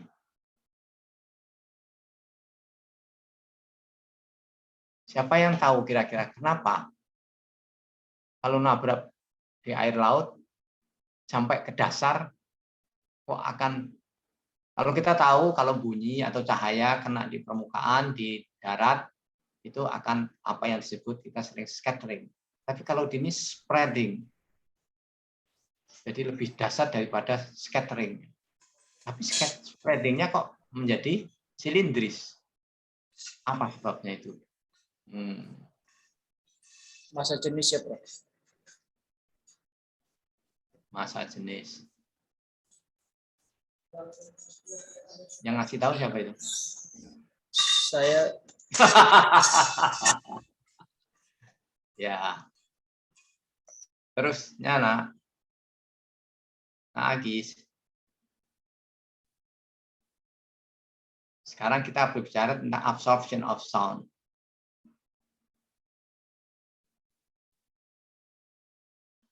Jadi bunyi itu juga diserap juga kalau di air laut. Yang pertama disebabkan karena molekul yang bergetar. Molekul ya nak ya. Jadi jangan sampai keliru. Jadi viskositas. Ya karena tadi saya belum ngomong ya tadi ya. Masih ada tambah satu lagi nak. Willy, tadi masih kurang begitu. Apa itu betul? Masih kurang. Justru sekarang yang paling besar itu apa itu? Sampah. Ya, itu amat sangat mempengaruhi yang luar biasa, nak. Oh iya. Jadi itu tidak bisa dianggap remeh itu sekarang. Apalagi kalau kita yang di bawah permukaan. Karena semuanya nggak ada yang ke atas, semuanya turun. Ini yang hal yang sederhana. Bukan hanya noise, bisa dibayangkan pada waktu kita berkomunikasi. Yang nggak usah jauh-jauh. Kalau dari Banten ke mana itu? Banten ke Sumatera, lupa saya namanya. Itu luar biasa kalau kita melihat sampah. Sebetulnya juga tidak jauh berbeda di Selat Bali maupun Selat Lombok. Yang paling parah Selat Lombok. Kalau Selat Bali tidak begitu, karena deras. Kalau Selat Bali itu deras. Ternyata bawahnya itu perbedaan permukaannya tinggi. Kalau di Bali itu, sehingga airnya deras. Selat Bali itu. Itu berbeda dengan Selat Lombok. Itu amat sangat mempengaruhi. Ya, tadi ngomong bikin pos penjagaan di Selat Lombok itu sama juga jalan. Tapi memang itu pernah kita omongkan, ya mengomongkan Kepala Staf TNI Angkatan Laut. Jadi ada beberapa hal yang mempengaruhi tentang absorpsi. Yang kita ngomong di underwater ya nak ya, jangan lupa kita sekarang diskusi tentang underwater acoustic. Jadi vibrating molecules bukan viskositasnya, kepadatan. Jadi dalam jarak yang tidak jauh berbeda, kepadatan, densitas, viskositas, atau kita sering ngomong tentang berat jenis gitu, itu berbeda sekali. Nah, ini kaitannya dengan chemical di sini. Ini akan mempengaruhi terhadap frekuensi bunyi pada waktu dia bergerak. Pada waktu dia menjalar maksud saya. Lalu bergerak nanti seperti manusia. Lanjut Nagis. Kalau ada komentar, ada pertanyaan langsung ya dipotong omongan saya, silakan. Karena ini mungkin sekitar 40-an saya bikinnya ini ya. Kedua ini saya ambil.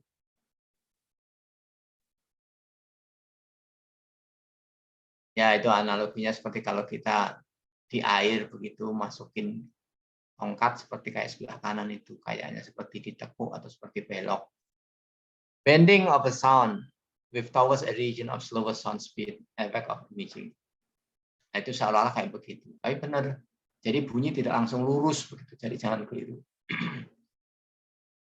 Nah, kalau jarak antara yang mendengar dan menerima tadi cukup, maka sensornya bisa nggak mendengarkan. Nah, itu.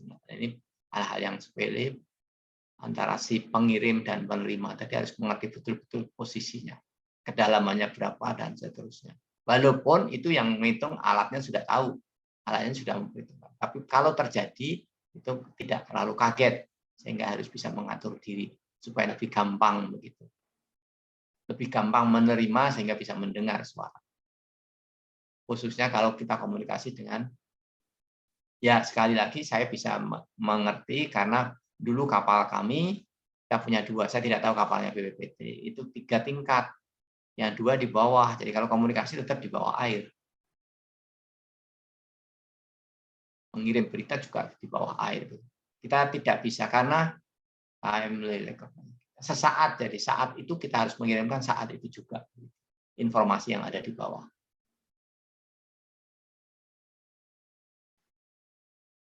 Jadi tidak jauh berbeda pemahamannya pembiasan di bunyi di laut sama dengan pembiasan cahaya yang tadi. Tapi pemahamannya harus dimengerti tadi 4 komponen yang selalu mempengaruhi terhadap pembengkokan atau pembiasan refraksi sound. Silakan. Teruskan lagi.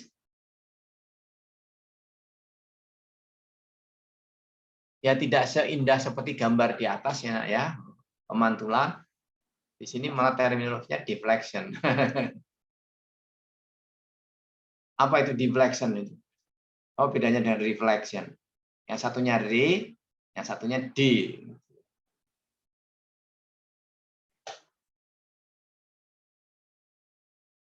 Jadi kalau teori kan sinar datang sama dengan sinar pantul kalau cahaya. Reflection mestinya juga begitu. Tapi sebetulnya yang banyak terjadi adalah deflection. Dan pemahaman hal ini penting. Ada kata-katanya yang di bawah ini, ada lingkungan dibagi 4, 1:4. Kalau sama less reflection, tapi kalau di sini nggak sama more reflection. Padahal pada hakikatnya di dalam lautan itu banyak ketidaksamaannya. Bukan hanya 2, 3. Tapi begitu kita bergerak ke tempat yang berbeda, maka kesamaan itu juga akan terus terjadi. Ketidaksamaan, itu dissimilar itu. Ya, tapi karena alatnya sudah langsung menyesuaikan, nggak apa-apa. Tapi kalau secara teoritis harus tahu perbedaan tersebut. Sehingga kalau mungkin penunjukannya berbeda, itu bisa memahami hal tersebut. Ya, seperti yang saya katakan tadi, bagaimana Siberia yang mestinya temperatur paling tinggi itu 15 derajat, tapi sekarang kok bisa 38 derajat. Hal-hal tersebut bukan suatu keanehan, tapi karena anak bisa tahu. Silakan terus, nah.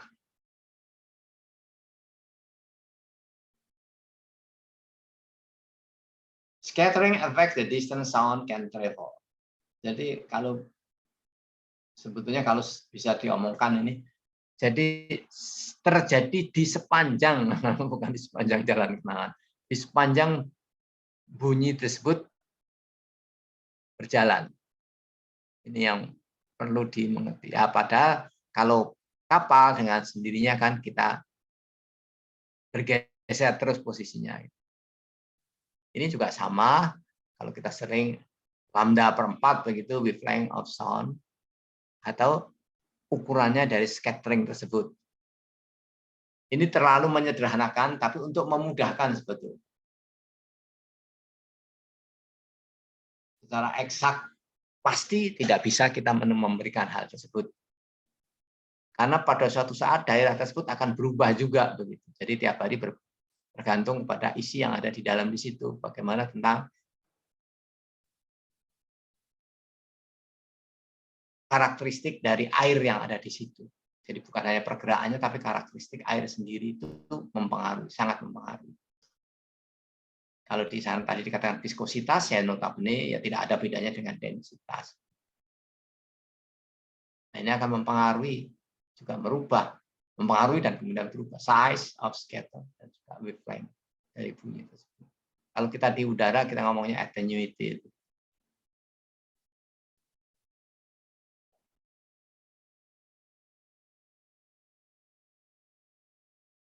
Ya itu bisa dibuat pegangan saja, tapi tidak bisa rumus formula yang mesti harus dipegang, panjang gelombang sama dengan kecepatan dari bagi frekuensinya. Jadi tolong dipahami saja. Tapi pendekatan yes boleh dipakai. Jadi itu tidak, menurut saya amat susah kalau di laut. Tapi paling tidak untuk pendekatan bisa digunakan rumus panjang gelombang. Kalau di udara yes, tapi kalau di laut itu harus banyak. Karena perbedaannya cukup. Ya, ini saya katakan size of scatter sama wavelength of sound. Silakan Agis. Lanjut.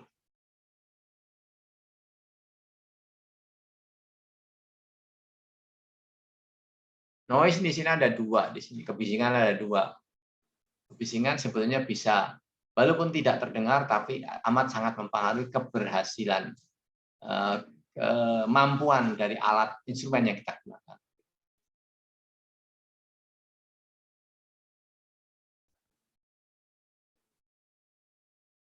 Dibaca anak Aryo, yang keras ini, noise. Tulisannya kecil-kecil tadi. Iya, Prof. Bentar.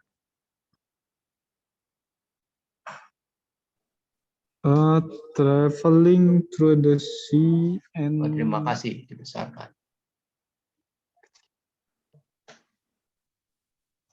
Traveling through the sea and underwater sound signal become delay, distort, and weaken. Oh, jadi becomes delayed, distorted, and weakened. Jadi lambat, kurang jelas, dan lemah. Itu. Reflecting on boundaries, ya terus baca. Reflecting on boundaries of underside surface of waves, bottom and source, bubble, suspended particle, and marine life. Itu yang ada di dalam air laut kayak begitu. Amat sangat terpengaruh. Terus. Tide, current, temperature, variance, and wind also play on a sound final quality. Man-made noise can also affect the result. Jadi kebisingan di sini itu sebetulnya bukan kebisingan dalam artian seperti yang kita anggap di darat. Kalau di sini noise ini ya yang mengganggu sebetulnya, sehingga bunyi itu bisa kita tidak dengar. Tapi bukan kebisingan dari noise, karena elektronik sifatnya. Jadi kalau gelombang bunyi melewati laut itu, apalagi di bawah, an underwater sound signal becomes delayed, distorted, and weakened. Jadi sudah delayed, distorted, dan semakin lemah. Reflecting on boundaries of underside surface of waves. Bottom and source, jadi di dasar, pantai, teluk, gelembung-gelembung apa saja ini bubbles. Itu suspended particles and marine life. Dan kehidupannya mungkin ikan juga, kalau ada gerombolan ikan pas melewati, mungkin ada bunyi tertahan karena badan ikan yang banyak, bukan hanya 1-2, mungkin ratusan ribu begitu. Selain itu juga alam ya nak ya, ambien di sini. Bisa tide itu, kalau laut itu kan ada apa namanya, pasang surut ya nak ya. Arusnya, perubahan temperatur suhu, jadi temperature variances, dan angin dengan sini ada ikutannya. Also play on a sound final quality. Jadi hal yang di atas tadi selain memperlemah juga ada pasang surut air laut, arusnya, suhunya, perubahannya mengakibatkan kualitas dari bunyi. Tapi di sini juga dikatakan man-made noise can also affect the results. Apa itu man-made noise itu kira-kira? Apa orangnya teriak-teriak rame-rame begitu? Barangkali tahu anakku, apa itu man-made noise?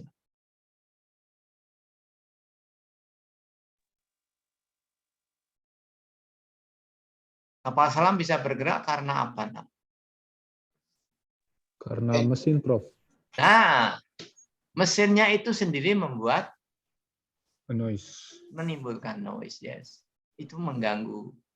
Jadi jangan tidak dianggap, itu mengganggu juga.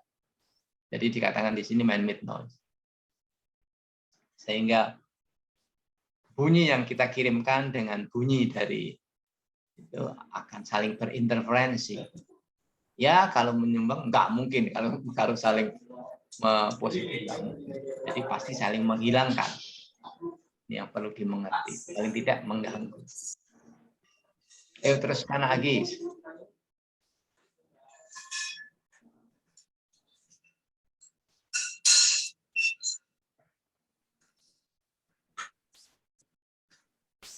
Ya, ini untuk sistem elektronikanya ya, tapi sebetulnya kalau ini harus ada amplifier aki begitu. Tapi paling tidak anakku mengerti time for aki.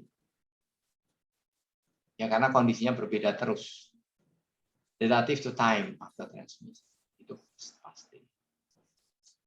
Gunakan untuk mengoreksi. Iyalah. Bukan berarti menutupi ya, mengembalikan tidak.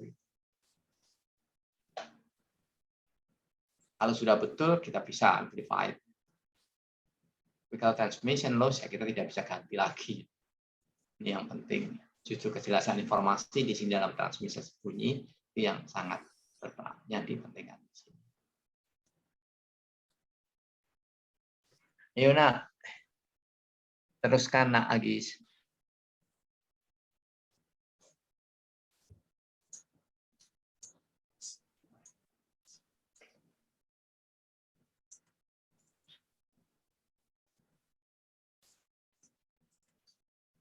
Ya, sonar maupun radar equation buat saya tidak begitu penting untuk diketahui oleh anakku. Tapi kalau mau baca lanjut, monggo silahkan. Itu tadi yang di depan ada juga referensinya ya, nak ya. Kalau mau dibaca secara dalam, monggo silahkan.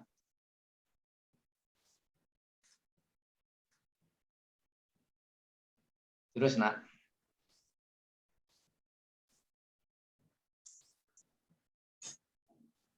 Ini pemahaman yang perlu juga dimengerti. Apa artinya sub-bottom profiler ini? Kalau bottom pasti tahu, tapi kalau sub-bottom, marine anakku tahu, kalau submarine. Jadi apa yang ada di dasar itu sebetulnya bukan. Kalau umpamanya anakku pernah ke sungai, ya nggak tahu ya apakah semua pernah main di sungai. Terus kita berjalan di sungai. Kita kan tidak langsung menginjak dasar sungai. Biasanya ada apanya itu ditanam di sungai. Tepinya. Ya seperti ada mungkin yang lebih lunak begitu, selain dasarnya. Ada lumpurnya. Lumpur. Ya, looks like. Nah ini amat sangat mempengaruhi juga begitu di dalam kita mengirimkan atau menerima atau akan mendeteksi apa yang terjadi dari permukaan di bawah permukaan laut. Lanjut, Agis.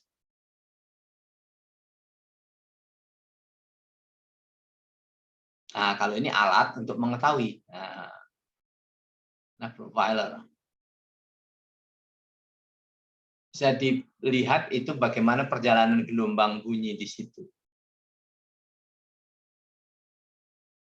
Kalau kita ingin mengetahui kedalaman suatu atau informasi tentang apa yang bergerak di bawah, nah itu kita bisa menggunakan sub-bottom profiler ini, bisa menggambar profil dari alatnya ini disebut sub-bottom profiler. Di situ ada beberapa parameter yang ya utama diketahui begitu. Memang terlalu jauh saya menceritakannya, tapi paling tidak bagaimana underwater akustik ini bisa digunakan untuk banyak hal yang mungkin banyak orang tidak tahu tentang kegiatan-kegiatan ini. Ya kalau di negara kita ada yang namanya lembaga oceanologi. Ya di LIPI dulu, kalau sekarang di BRIN, udah masuk di BRIN. Ini kita mempunyai kapal, apalagi kalau digabungkan sekarang BPT juga punya, LIPI juga punya. Bagaimana kita mengukur, mengetahui sebetulnya permukaan yang ada di bawah itu seperti apa. Buat apa itu, Pak? Banyak sekali, banyak hal. Banyak sekali kehidupan yang ada di situ. Banyak sekali juga bahan-bahan yang sangat bermanfaat. Yang tadi saya singgung sedikit. Air laut itu ada emasnya, Pak. Ya, betul sekali. Itu emas, bukan yang lain lagi. Kotoran juga banyak, pupuk juga banyak.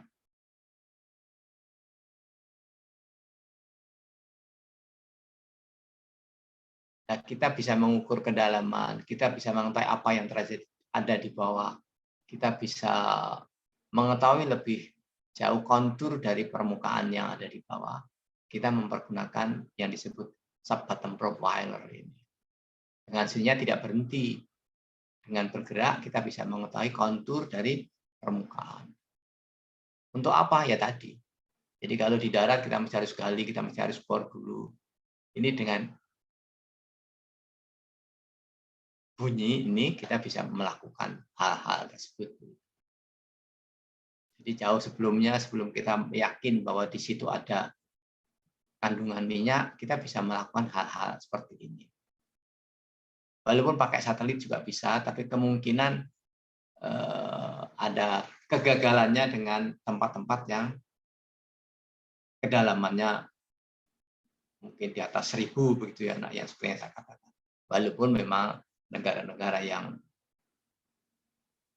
teknologinya cukup tinggi, mereka bisa tahu. Cina sekarang juga sudah banyak keluyuran kapal-kapal yang masuk.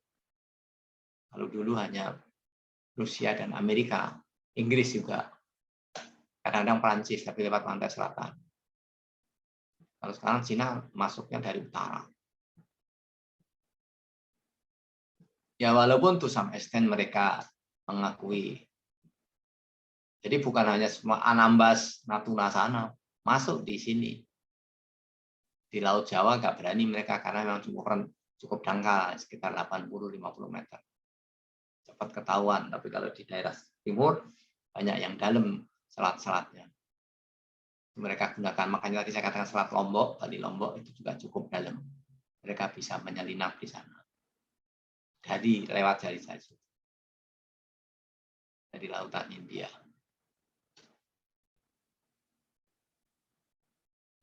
Oke, itu apa itu sub-bottom profiler tadi, kita kepingin mengetahui permukaannya. Dengan begitu kita bisa mengerti, bisa cerita tentang bagaimana bunyi. Bunyi bukan hanya sekedar didengarkan, tapi bunyi ini bisa dimanfaatkan untuk mengukur kedalaman. Apa yang ada di bawah kita juga bisa mengerti, karena dengan kecepatan pengembalian, kemudian itu akan mempengaruhi, akan kita mengerti tentang kontur, tentang macam-macam sampah yang ada di situ, tentang bahan-bahan yang ada di situ, tanah yang ada di situ. Apakah lumpur murni, apakah cadas, dan seterusnya. Jadi bukannya sekedar, memang yang dikembalikan gelombang-gelombang bunyi, tapi sebelumnya kita ketahui jauh banyak daripada gelombang bunyi. Sama seperti kalau satelit memantau apa yang terjadi di permukaan. Walaupun sekarang jauh lebih dalam bisa sampai sekitar 180 meter. Apa yang terjadi bisa dipantau dari satelit saja. Satelit yang canggih sekarang. Jadi sebetulnya kalau secara terbuka tanah air kita nggak ada rahasia lagi. Kalau dulu, karena mereka udah tahu. Itu makanya seperti Papua, kita melakukan itu sampai dengan hampir 4 tahun. Tapi Amerika udah cepat-cepat tahu bahwa di situ sebetulnya ada emas. Ya karena satelit, bukan karena mereka melakukan eksplorasi sebelum eksploitasi ya, Nak ya. Itu langkah pertama adalah eksplorasi. Eksploitasi sudah menggali, mengambil emasnya. Kalau eksplorasi hanya percobaan, ada apa tidak, seberapa banyak keberadaan atau adanya bahan-bahan itu. Ya untungnya kita bisa mengatakan, tapi kemudian justru malah diperkenankan. Zamannya Bung Karno kita tidak boleh, tapi kemudian Pak Harto mengatakan, iya, Padahal kita cuma mendapatkan 3,8%. Ya, sekarang katanya udah berubah 51%. Tapi mungkin sudah tinggal 30%, walau alam kita tidak tahu. Lanjut, nah, Agis. Nah, ini kalau kita bisa lihat bagaimana dasar laut itu konfigurasinya kayak apa gitu. Itu mau mengetahui itu dibutuhkan alat-alat yang seperti tertulis di samping itu. COWV hijau. Nah, kelihatannya masih mempergunakan kabel ya. Ini juga seperti mungkin pernah dengar kabel yang menghubungkan antara Jawa dan Madura pernah terserempet, tertabrak. Ternyata itu juga termasuk kecurangan. Karena sebetulnya pada waktu kontrak dengan pemerintah mestinya kabelnya itu harus di dasar laut. Tapi ternyata kabelnya itu mengambang, tidak di dasar laut. Sehingga pernah tertabrak kapal dan komunikasi putus.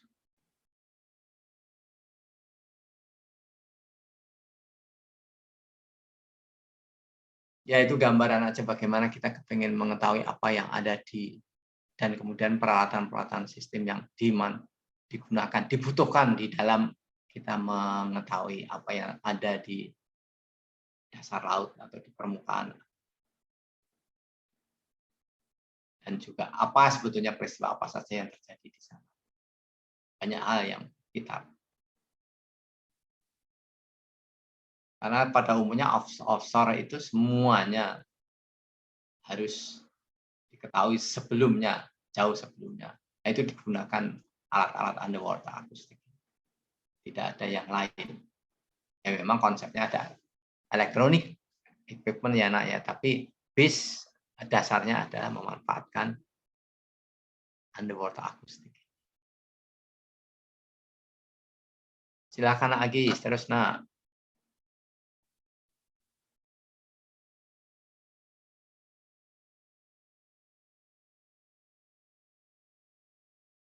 Nah, Agis, ini semuanya jumlahnya berapa tadi saya bilang? Coba dilihat lagi. 43 slide, Prof. 43 slide. Jadi sekarang sudah nomor 20. Yang lainnya anak-anakku baca sendiri. Supaya bisa mengerti. Kalau ada kesulitan, kepengen tahu, monggo silahkan. Yang penting sebetulnya yang 15 yang depan tadi yang kita jelaskan. Tapi ini juga sangat berperanan mempengaruhi pemikiran seseorang menurut saya. Apakah aku ingin tahu semuanya, seterusnya maksud saya bukan semuanya. Semuanya yang kedua ini itu utama. Ya terserah anakku semuanya. Saya sampaikan semuanya supaya anakku bisa membayangkan paling tidak betapa luasnya sebetulnya yang sub kecil tentang underwater akustik ini. Tapi selain medical akustik, tapi ada underwater akustik ini. Bagaimana peranan bunyi, peralatan-peralatan yang berdasarkan kepada bunyi ini berperanan di dalam kehidupan kita. Justru sebetulnya kehidupan bangsa ini. Karena kita akan negara laut. Itu sebabnya saya seperti ya kakak-kakak yang dulu, anak-anakku, itu semuanya saya kasihkan hal ini supaya ya betul-betul menyadari bahwa negara kita itu negara kelautan. Bukan hanya negara kesatuan, gitu ya, negara kesatuan Republik Indonesia, tapi negara laut yang sebetulnya kekayaannya banyak yang ada di situ. Nah, karena waktunya, begitu maksud saya, ini anak-anakku baca sendiri. Ya, kalau untuk ujiannya ya tidak saya berikan, tidak saya baca begitu, ya tidak akan saya tanyakan untuk kurang adil. Tapi paling tidak untuk manfaat anakku, tolong dibaca sendiri semuanya. Jadi kalau untuk underwater akustik yang kedua ini hanya sampai 20, kalau yang tadi 15 komplit instrumentasinya di underwater akustik.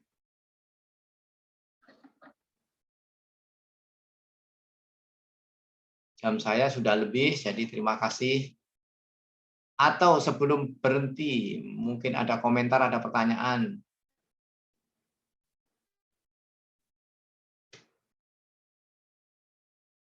Dari semua anakku. Nah, Raihan. Tidak ada, Prof. Hilang.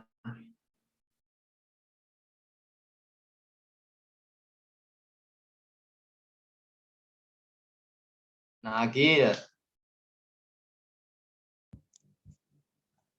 Ya, Prof. Nah, Anissa. Belum ada, Prof. Nah, Anita.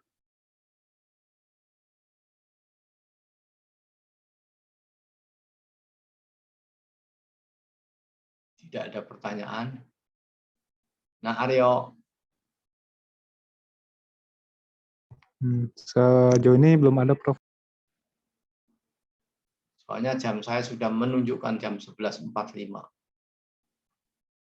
Gimana anak Agil sekali lagi?